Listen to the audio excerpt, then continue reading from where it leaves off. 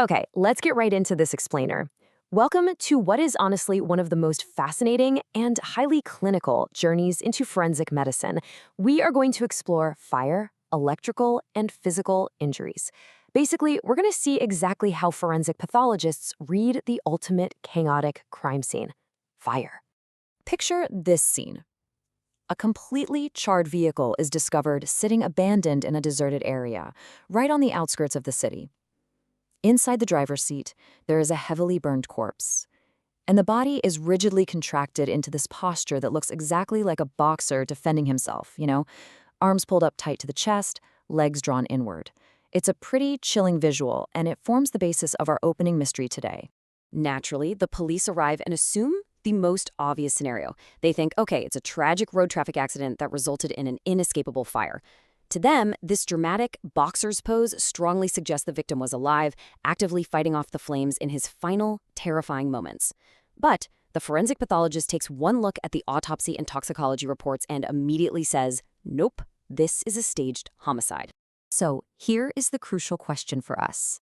Why did the pathologist completely dismiss that boxer's pose as a sign of life? And what microscopic, highly specific traces definitively proved this victim was dead long before a single flame was ever ignited? To solve this mystery, here is our agenda. 1. Thermal injuries. 2. Post-mortem artifacts. 3. Electrical and lightning. 4. The CAB signs of life. And 5. Case resolution. All right, Section 1, thermal injuries, specifically burns versus scalds. There is a really stark contrast between dry burns and moist scalds, and this is a super high-yield concept. Dry burns come from flames, hot metals, or gases hitting temperatures over 60 degrees Celsius. They cause severe charring and will completely singe and destroy hair. Scalds, on the other hand, well, they are caused by moist heat, like boiling water or steam. Because liquids literally cannot reach the extreme temperatures needed to carbonize flesh, charring never occurs in a scald. Plus, the hair remains entirely intact. And this brings us to a fascinating clinical paradox regarding clothing. In a dry fire, clothing can actually protect the body, assuming the fabric itself doesn't catch fire, of course.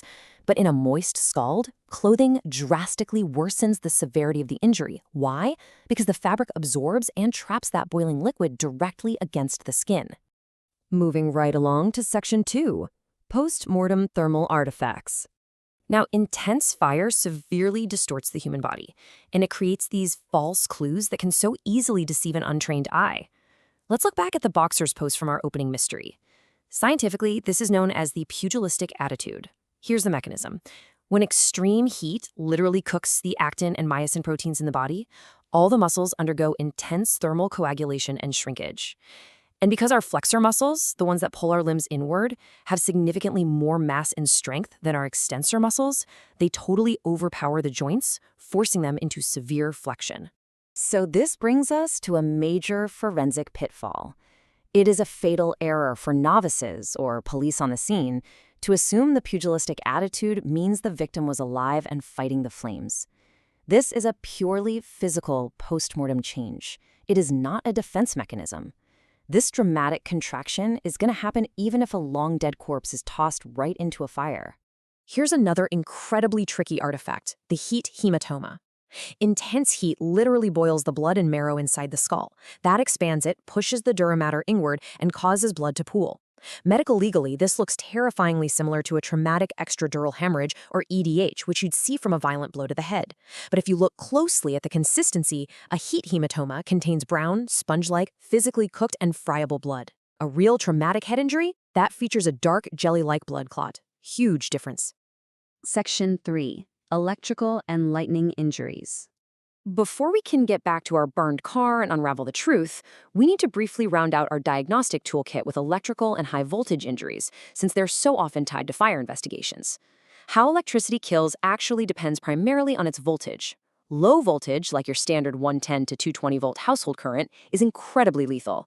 It passes right through the chest, disrupts the heart's rhythm, and causes instantaneous ventricular fibrillation and sudden cardiac arrest. High voltage, on the other hand, meaning over 1,000 volts, kills by paralyzing the respiratory center in the brain. It also triggers violent tetanic muscle contractions that are so powerful they can actually throw a victim completely across a room. So what's the physical proof? Well, imagine a scenario where a hairdryer falls into a bathtub, causing sudden death via VFib. The only physical evidence on the whole body might be a microscopic jewel burn. This is the entry point of the electrical current. It looks like a tiny, crater-like depression with raised, pale edges, and it is completely bloodless because the extreme heat instantly cauterizes the blood vessels right upon entry. It's a great clinical pearl to remember. Now, nature has its own extreme electrical signature. Lightning.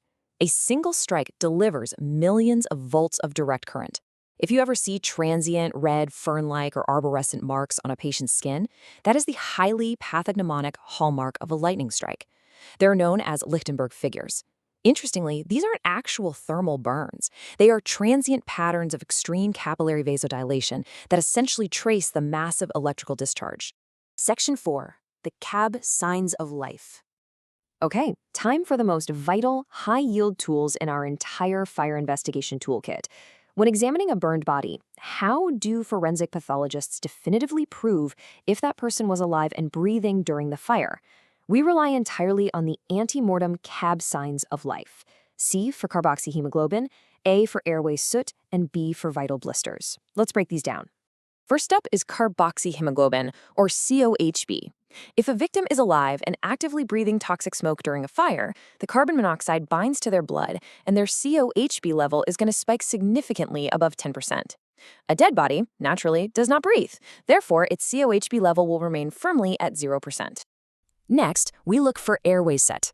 Finding fine black soot lining the deep trachea and bronchi absolutely proves the victim inhaled smoke. Finally, we look for vital blisters. And according to the latest clinical guidelines, pathologists don't just guess if a blister happened before or after death anymore. They test for specific inflammatory markers like IL-6. An antemortem vital blister will have a red, inflamed base rich in protein, proving the victim was alive and mounting an active immune response when they were burned. Postmortem blisters, they contain only air or a watery fluid. Section 5. Case closed.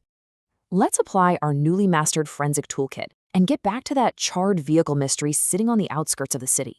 Remember, the initial investigators were entirely fooled by the pugilistic attitude, but our forensic pathologist already knew those flexed boxer-like limbs were just a post-mortem inevitability, a mere physical artifact, so they turned to the toxicology report for the real truth. And the results were striking. Blood drawn from the victim's heart showed exactly a 0% carboxyhemoglobin level. Furthermore, a deep inspection of the trachea revealed absolutely no soot whatsoever. Think about it. A living person trapped in a fire invariably inhales toxic gases. The total absence of these CAB signs provided absolute scientific proof that the victim's lungs had stopped working long before that fire was ever ignited. But how did they actually die? Well, traditional scalpels can sometimes just crumble a fragile, charred body, so using mandated Virtopsy protocols, which are high-resolution virtual autopsy CT scans, investigators looked deeper. And what they discovered was a massive, depressed skull fracture, completely hidden beneath the severe external charring. It was definitively a blunt force traumatic injury, definitely not a heat hematoma. The science laid the truth bare. The victim was murdered by blunt force trauma to the head, deliberately placed in the car and then set ablaze in a calculated attempt to destroy the evidence. The fire wasn't a tragic accident at all. It was an arson cover-up meticulously unraveled by forensic medicine. So the next time you see a dramatic scene like this, armed with your new knowledge of thermal artifacts and the CAB signs of life, will you be fooled by the boxer's pose?